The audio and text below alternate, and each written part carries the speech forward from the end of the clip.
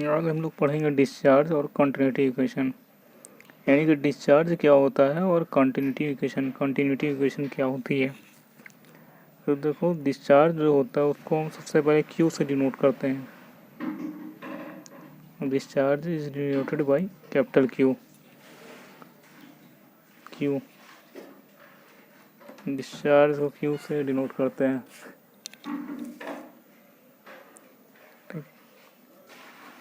Discharge को Q से denote करते हैं। अभी क्या होता है, देखो, क्यू का जो फार्मूला होता है वो वॉल्यूम अपॉन टाइम।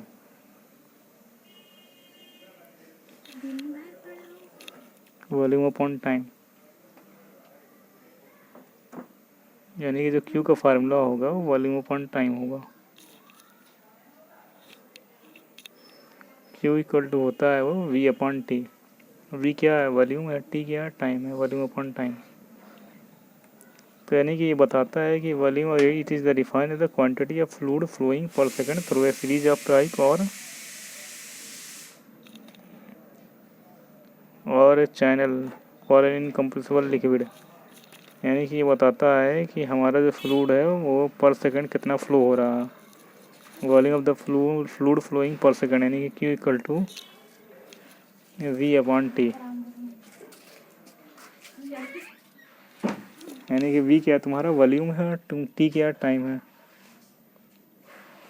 वी तुम्हारा क्या है, वॉल्यूम है, और टी क्या है तुम्हारा टाइम है। वॉल्यूम अपॉन टाइम क्या होगा, डिस्चार्ज होगा। यानी कि volume of the fluid flowing per second, कितना फ्लूइड फ्लो हो रहा है पर सेकंड। तो अगर इसका हम यूनिट देखेंगे तो यूनिट क्या है इस डिस्चार्ज का, V upon T. V volume है, टी टाइम है, तो वॉल्यूम की यूनिट क्या होती है, मीटर क्यूब होती है, और टाइम की सेकंड होगी। तो हमारी डिस्चार्ज का फार्मूला क्या आएगा, मीटर क्यूब पर सेकंड।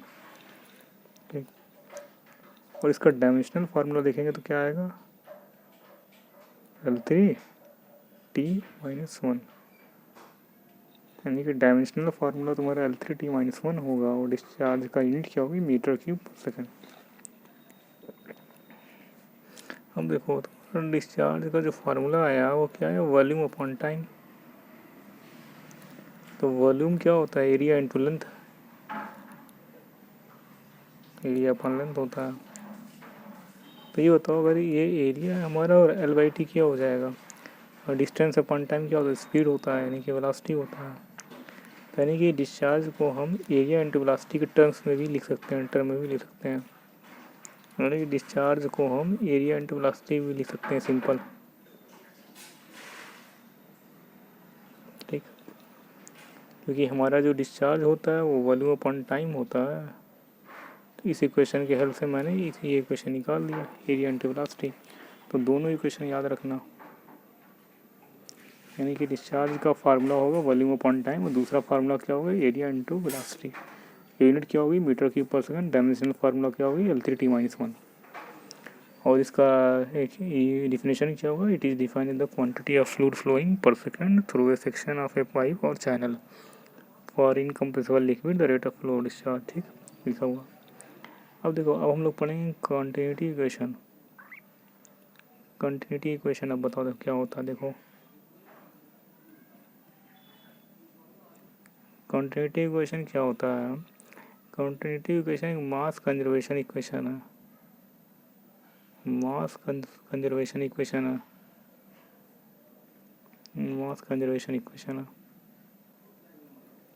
यानी कि ये बताता है कि जितना मास फ्लूइड जो है हमारा, जितना क्वांटिटी फ्लूइड की किसी पाइप में आ रही है, उतनी ही क्वांटिटी फ्लूइड की उस पाइप से लीव भी करेगा। जितना फ्लूइड किसी पाइप में इंटर करेगा उतना ही सेम अमाउंट में फ्लूइड तुम्हारा पाइप से लीव करेगा। यानी कि मास हमारा कंजर्व रहेगा।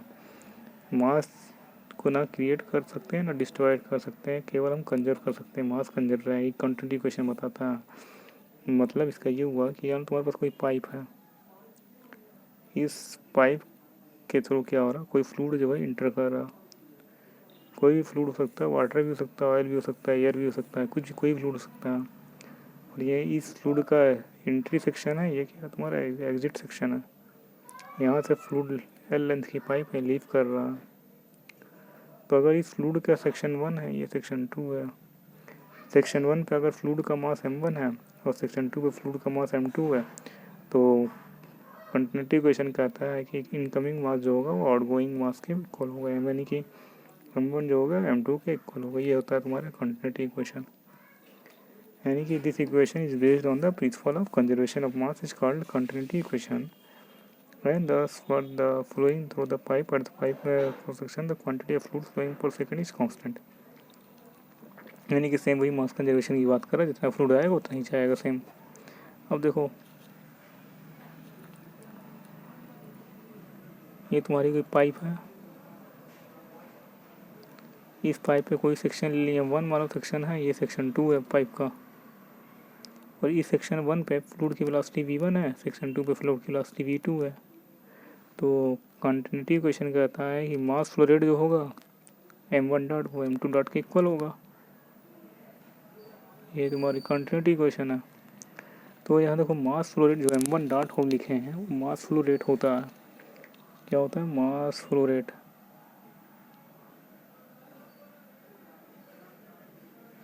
अब देखो मास फ्लो रेट को हम m डॉट से डिनोट करते हैं, इसका फार्मूला होता है रो ए वी। जो मास फ्लो रेट का जो फार्मूला होता है वो रो ए वी होता है, ये m डॉट से डिनोट करते हैं, फार्मूला क्या होगा, रो ए वी। और रो क्या है, डेंसिटी है, ए क्या है, एरिया है, वी क्या है, वेलोसिटी है। तो हम ऑलरेडी डिस्चार्ज का फार्मूला जानते हैं, क्या होता है, एरिया इंटू वेलोसिटी। तो m डॉट कैलकुलेट करेंगे तो कितना आएगा, rho into Q. Area into velocity के यहाँ पे हम रूट डिस्चार्ज लिख सकते हैं। तो m डॉट का फार्मूला क्या आया, m डॉट का फार्मूला जो तुम कैलकुलेट किए कि ना रो क्यू आया, यानी कि डिस्चार्ज m डॉट यानी मास फ्लो रेट को हम डिस्चार्ज के टर्म में लिखेंगे तो क्या आएगा, रो क्यू आएगा। रो क्या डेंसिटी है, क्यू डिस्चार्ज है। तो तुम क्या करना, मास फ्लो रेट का फार्मूला याद रखना, मास फ्लो रेट रो क्यू होता है, वो जो क्यू होता है वो एरिया इंटू वेलोसिटी के इक्वल होता है, और दूसरा फार्मूला मास फ्लो रेट का होता है M rho equal to rho A V होता है। ये 3 फार्मूला अभी तक बताए हम, ठीक। तो देखो कंटिन्यूटी इक्वेशन कहता है ये कि अगर कोई फ्लूइड है किसी पाइप के थ्रू फ्लो कर रहा है, तो जितना मास फ्लो रेट आ रहा है फ्लूइड का उतना ही मास फ्लो रेट जाएगा भी। तो 1 जो है एंट्री सेक्शन है, 2 क्या लीविंग सेक्शन है, तो मास flow rate at entry point and exit point पे क्या होगा, सेम होगा, m1 dot equal to m2 dot, यानी कि रो 1 a1 v1 equal to row 2 e2 v2। ये फार्मूला होगा, यानी क्या आएगा, रो 1 a1 v1 equal to row 2 a2 v2, ये तुम्हारा फार्मूला आएगा। देखो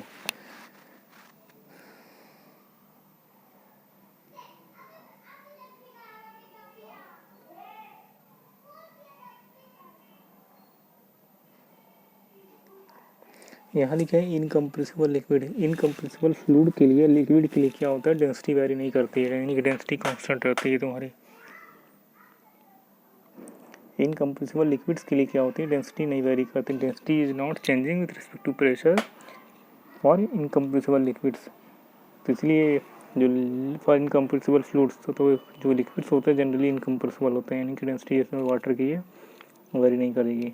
तो बताओ डेंसिटी वेरी नहीं करेगी तो रो 1 a1 v1 लिखे हैं हम, जो रो 2 a2 v2 के, उसमें क्या होगा, डेंसिटी कैंसिल हो जाएगा, बचेगा क्या, a1 v1 equal to a2 v2। और a1 v1 क्या डिस्चार्ज है, q1 इक्वल टू q2। ये सिंपल पाइप के लिए लगा दिए हम कंटिन्यूटी इक्वेशन, ठीक है।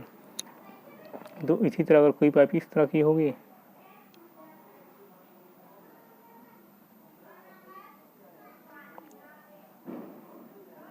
इस तरह की पाइप है, यानी कि सेक्शन 1 पे मास आ रहा कुछ, सेक्शन 2 के थ्रू जा रहा हो, सेक्शन 3 के थ्रू जा रहा कुछ, तो क्या लिखेंगे हम, m1 dot equal to m2 plus m3।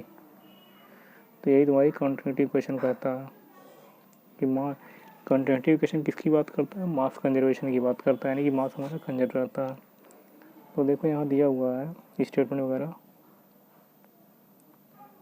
कि देखो यहाँ सब कुछ गिवन भी है।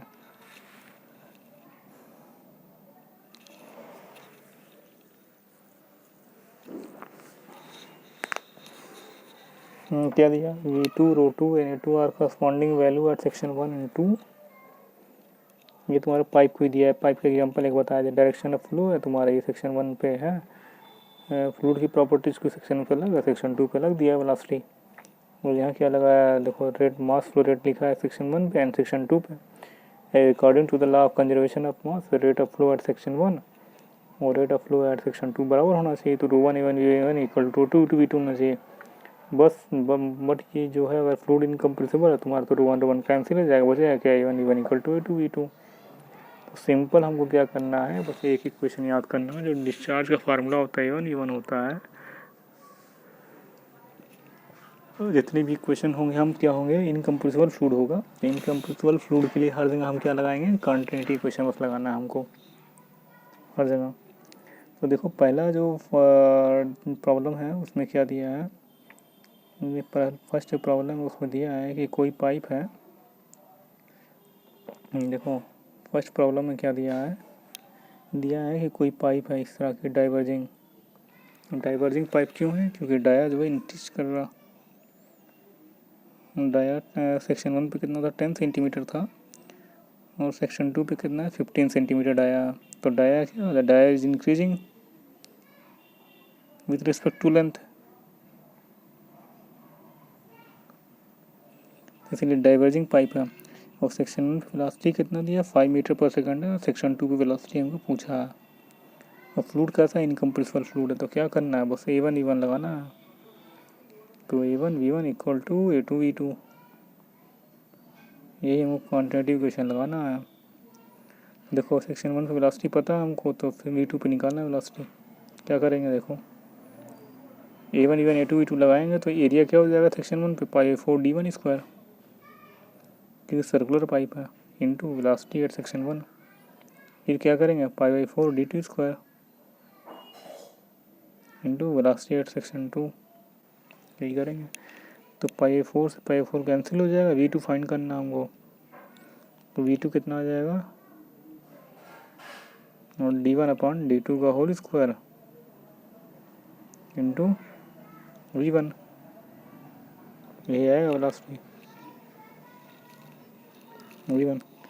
तो देखो V2 निकालेंगे d2/d1, तो d2 कितना दिया, 15/10 का होल स्क्वायर इंटू वेलोसिटी कितना की, 5 है। तो मल्टीप्लाई करोगे कितना आएगा, 1.5, यानी कि 2.25 इंटू 5, यानी कितना है 2.25 इंटू 5, मल्टीप्लाई करोगे कितना आएगा, 2.22 मीटर पर सेकंड आएगा अप्रॉक्सीमेटली। तो यानी कि हम इजीली फाइंड कर लिए किसकी वेलोसिटी, फ्लूइड की वेलोसिटी एट सेक्शन 2 पे। अब जान लो इसी क्वेश्चन में पूछता हमको कि डिस्चार्ज निकालो सेक्शन 1 पे एंड सेक्शन 2 पे। तो क्या करते हैं, सेक्शन 1 के लिए डिस्चार्ज मतलब सेक्शन 1 लिखते हैं, और डिस्चार्ज का फॉर्मूला हम जानते हैं क्या होता है, A1 V1 होता है। A1 हम कैसे निकालेंगे, π/4 d1² into velocity at section 1, ये होगा। और सेक्शन 2 पे अगर डिस्चार्ज पूछता हो तो क्या करते हैं, हम A2 V2 लिखते हैं। मतलब A2 क्या हो जाएगा, π/4 d2² into velocity at section 2, मतलब V2 लिखते हैं। ये सिंपल क्या करना है, Q1 लिखेंगे तो A1 V1, Q2 लिखेंगे तो A2 V2, बस यही करना है हमको। डिस्चार्ज एट सेक्शन 1 एंड 2 निकालना है, सिंपल ये करेंगे, A1 V1 equal to A2 V2 बस। अब देखो ये सेकंड प्रॉब्लम दिया, अच्छी प्रॉब्लम है।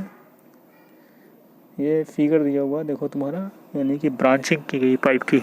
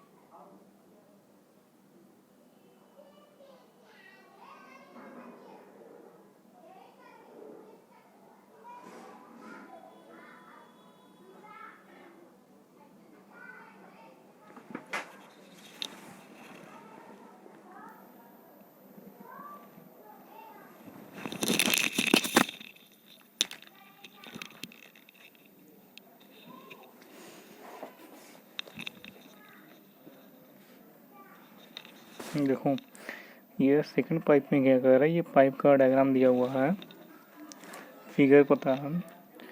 ये तुम्हारी क्या मेन पाइप है जिसके थ्रू फ्लूइड इंटर कर रहा। बोलिएगा कि फिर ब्रांचिंग की गई है पाइप की, यहाँ से यहाँ, यहाँ से यहाँ फ्लूइड फ्लो कर रहा। यानी कि 3 पाइप हैं, एक पाइप ये, एक पाइप ये, एक पाइप 3 पाइप है। तो ये तुम्हारी मेन पाइप है, मान लो 1 इसको 2 मान लो और इसको 3 मान लो। फ्लूइड क्या कर रहा है, इस पाइप 1 के थ्रू इंटर कर रहा है और पाइप 2 एंड पाइप 3 के थ्रू क्या कर रहा है, निकल रहा बाहर। यानी कि through pipe 1 fluid is entering and through pipe 2 and 3 fluid is leaving from the pipe. तो देखो आप क्या लगाएंगे, इसमें मास कंजर्वेशन लगाएंगे। तो जितना मास आ रहा उतना मास जाएगा वापस फ्लूइड के। तो मास कंजर्वेशन लगाएंगे तो m1 डॉट वो इक्वल होगा m2 dot plus m3 dot, ये होगा formula. m1 dot equal to m2 dot plus m3 dot, m1 dot equal to m2 dot plus m3 dot के, ये फार्मूला होगा। अब देखो m1 dot m2 dot plus m3 dot के बराबर होगा, तो मास फ्लो रेट क्या लिखेंगे हम, रो कैंसिल हो जाएगा क्योंकि रो तुम्हारा इनकम्प्रेसिबल फ्लूइड है। तो क्या बचेगा, A1 V1 equal to A2 V2 plus A3 V3। बस इस सिंगल फार्मूले के हेल्प से जो भी पूछेगा हम कैलकुलेट कर सकते हैं वैल्यू।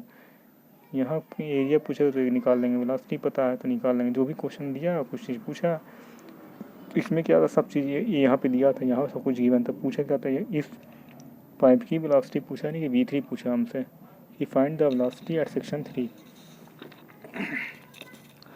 तो सिंपल हमसे क्या पूछा है, वेलोसिटी पूछा है सेक्शन 3 पे। तो मास कंजर्व लगा के m1 dot equal to m2 dot plus m3 dot से निकाल सकते हैं वेलोसिटी एट सेक्शन 3। अगर इसी क्वेश्चन में डिस्चार्ज पूछता कैलकुलेट करने के लिए सेक्शन 3 पे, तो क्या करते हैं, Q3 इक्वल टू लिखते हैं हम A3 इंटू V3। A3 क्या है तुम्हारा, ये एरिया है सेक्शन 3 का। फार्मूला क्या होता है, π4d3 square into velocity at section 3। इसी तरह अगर सेक्शन 1 पे पूछता डिस्चार्ज, तो क्या करते हैं हम V1 यानी π/4 d1 square into velocity at section 1। इसी तरह अगर सेक्शन 2 पे पूछता तो A2 V2 कर देते हैं हम, यानी कि π/4 d2 square into velocity at section 2। ये तुम्हारा डिस्चार्ज निकल जाता है सेक्शन 2 पर। अगर डिस्चार्ज का टर्म में लिखेंगे हम तो क्या लिखेंगे, Q1 equal to Q2 plus Q3। और मास फ्लो रेट के टर्म में लिखेंगे तो क्या लिखेंगे, m1 dot equal to m2 dot plus m3 dot. तो यही इक्वेशन बस लगाना मास कंजर्वेशन, यानी कि हम क्या लगाना, क्या यूज़ करें, कॉन्टिन्यूटी इक्वेशन का बस यूज़ करना है हमको यहाँ पे कोई वैल्यू को फाइंड करने के लिए। तो और कितनी कॉम्प्लेक्स से कॉम्प्लेक्स प्रॉब्लम आ जाएगी, ब्रांचिंग कितनी भी कर देगा, तो उसमें क्या लगाना होगा हमको, केवल मास कंजर्वेशन लगाना हो। जैसे यहाँ दिया हुआ देखो, यहाँ क्या लगाया, मास कंजर्वेशन लगाया, डिस्चार्ज को इक्विवेलेंट किया, यहाँ डिस्चार्ज कैलकुलेट किया, यहाँ वेलोसिटी कैलकुलेट किया। सिंपल इसी तरह आएगा क्वेश्चन।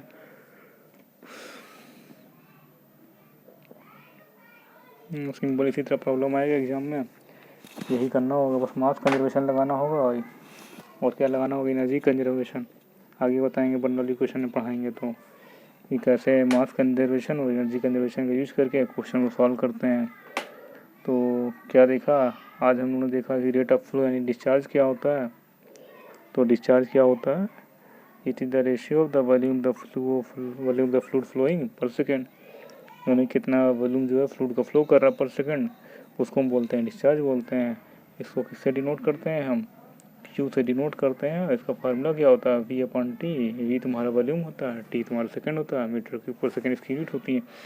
एक चीज़ याद रखना कि जो डिस्चार्ज की यूनिट होती है मीटर क्यूब पर सेकंड होती है, ठीक। मगर कभी कभी क्वेश्चन में क्या करता है, ये लीटर पर सेकंड में दिया होता है, लीटर पर सेकंड में डिस्चार्ज दिया होता है। मतलब जैसे डिस्चार्ज जो है कभी कभी क्वेश्चन में कह देगा कि 2 लीटर पर सेकंड है, कभी कभी क्वेश्चन में कह देगा 2 लीटर पर सेकंड, LT पर सेकंड।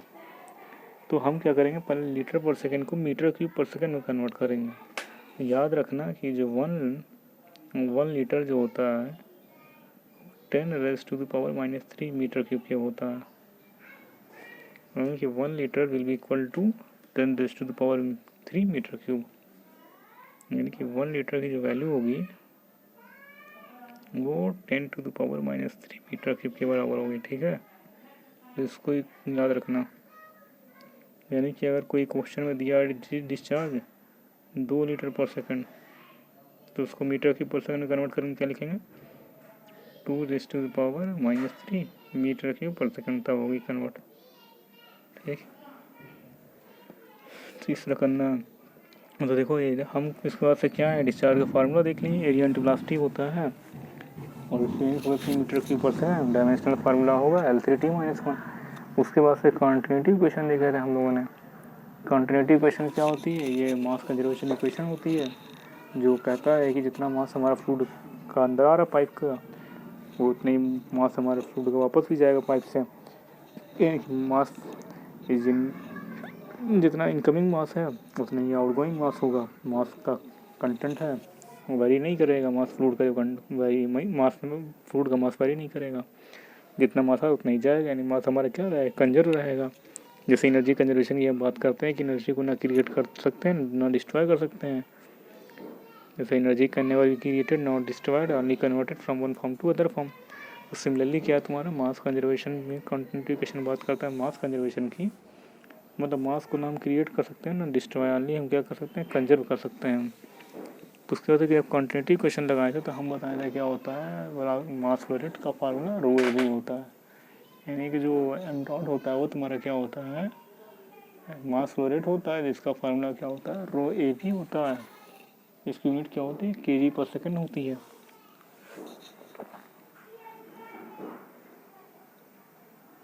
इसमें बताया था मास फ्लो रेट का फार्मूला क्या होता है, ρAV। This is the formula of mass flow rate. Rho क्या है तुम्हारा, डेंसिटी है, ये एरिया है, वी वेलोसिटी है, और इसकी यूनिट बताएंगे कि बताया था क्या होता है, kg पर सेकंड होता है इसकी यूनिट। ठीक, और दूसरा फार्मूला बताया है मास फ्लो रेट का, कि मास फ्लो रेट का दूसरा फार्मूला जो होता है वो रो इंटू क्यू होता है। ये तुम्हारा दूसरा फार्मूला होगा मास फ्लो रेट का। और रो क्यू यानी कि क्यू क्या है, तुम्हारा डिस्चार्ज है, और डिस्चार्ज का फार्मूला क्या होता है, एरिया इंटू वेलोसिटी होता है, और m डॉट का फार्मूला रो क्यू होगा। तो क्वेश्चन में अगर मास फ्लो रेट का है कैलकुलेट करने के लिए तो डेंसिटी से मल्टीप्लाई कर देंगे डिस्चार्ज में, अगर डिस्चार्ज का है कैलकुलेट करने के लिए तो एरिया से मल्टीप्लाई कर देंगे वेलोसिटी में, सिंपल। और दोनों की यूनिट क्या होती है, डिफरेंट होती है। तो अगर हम मास फ्लो रेट का डायमेंशनल फार्मूला कैलकुलेट करें, m डॉट का यूनिट क्या होती है, kg पर सेकंड होती है, तो डायमेंशनल फार्मूला कैलकुलेट करेंगे कितना है, mt-1 आएगा। क्या आएगा डायमेंशनल फार्मूला, mt-1।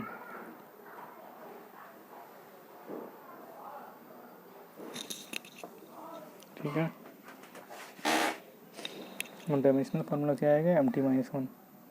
तो देखो आगे हम जब हम पढ़ाएंगे बर्नौलीज इक्वेशन तो वहाँ काफ़ी हेल्प मिलेगी कॉन्टिन्यूटी इक्वेशन का, क्योंकि अगर कॉन्टिन्यूटी इक्वेशन अप्लाई करने आता है हमको तभी हम बर्नौली इक्वेशन को अप्लाई कर सकते हैं, बर्नौली इक्वेशन के क्वेश्चन लगा सकते हैं।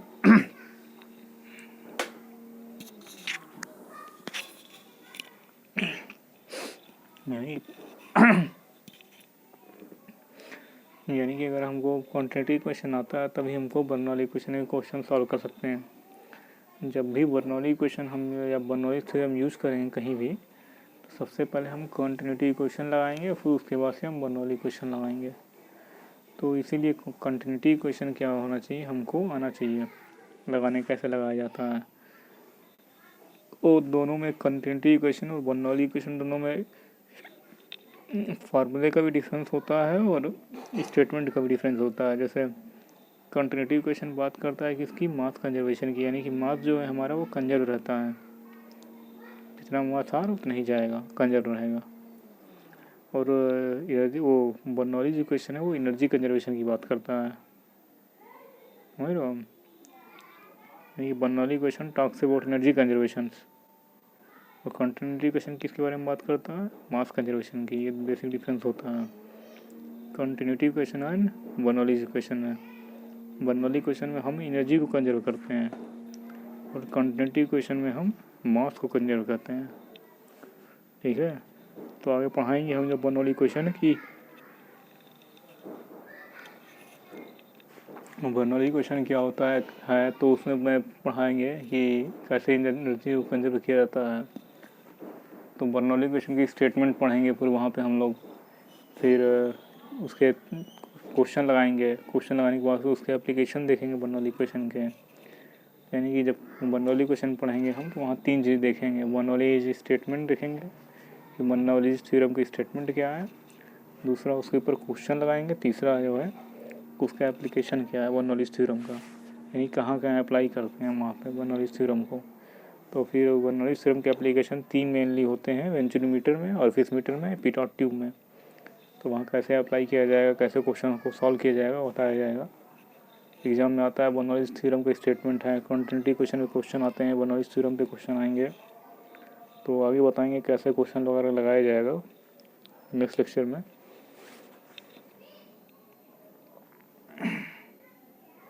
मतलब जो कोई प्रॉब्लम 5.1 है तो उसमें भी कुछ नहीं करना, डायग्राम दिया हुआ फिगर, सिंपल कंटिन्यूटी क्वेश्चन लगाना है। कंटिन्यूटी क्वेश्चन लगा के A1 equal to A2 velocity find कर लेनी है। तो कभी प्रॉब्लम में पूछेगा वेलोसिटी निकालो, कभी एरिया पूछेगा कैलकुलेट करने के लिए, कभी डाया पूछेगा कैलकुलेट करने के लिए, बस इसी तरह घुमाएगा। उससे फार्मूला वही लगाना है, सिंपल A1 A2 बस।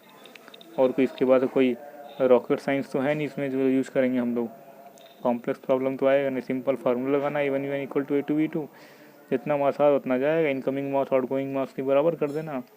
A1 A2 से वेलोसिटी एरिया निकाले कैलकुलेट कर लेना। क्वेश्चन समझ के डायग्राम बनाना आना चाहिए।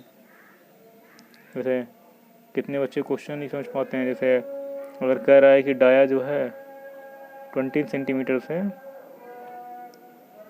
15 सेंटीमीटर हो रहा है, तो डाया क्या है इंक्रीज कर रहा है, तो मतलब कौन सी पाइप होगी तुम्हारी, सॉरी डाया डिक्रीज कर रहा है तो कौन सी पाइप कन्वर्जिंग होगी, डाया का साइज़ क्या हो जाएगा, कम हो रहा है।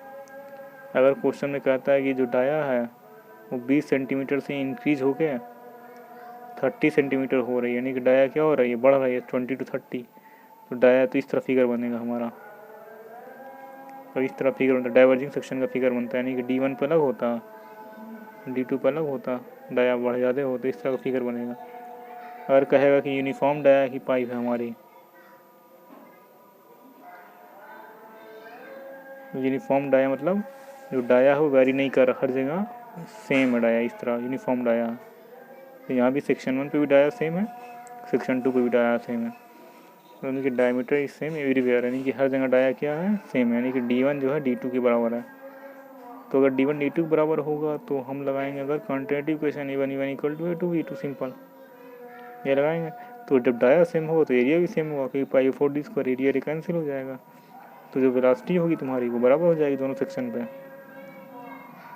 ठीक, ये ध्यान रखना कैसे फिगर बनाना है। तो बस इसी तरह क्वेश्चन लगाने हैं इसमें। देखो प्रॉब्लम दिया 5.3 दिया, इस तरह क्वेश्चन अच्छा प्रॉब्लम है, देखो 5.3 वाला लगाना, वाला प्रॉब्लम अच्छा है।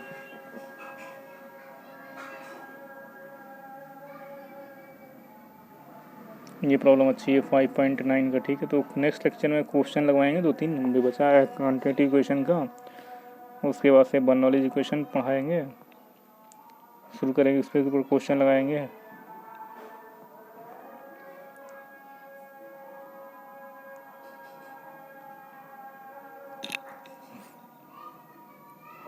ठीक है, तो क्लोज करते हैं इसको हम आज।